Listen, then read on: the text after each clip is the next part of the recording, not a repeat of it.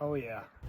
I'm switching things up this year. I'm doing smoked turkey legs and dipping them in Alabama white sauce. So grab your leg, drop them britches, boy. We gotta get some seasoning on them legs. And then we're gonna wrap the skin over it real nice and tight and season the outside.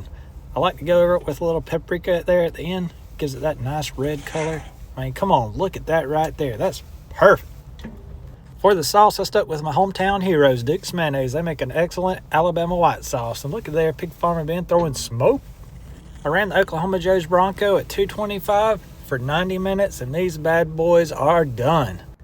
I wasn't sure how this was going to turn out, but you can tell by the look on my face, I am pleasantly surprised. This is my first time ever having Alabama white sauce. It's amazing. By the end of the night, I was dipping everything in it.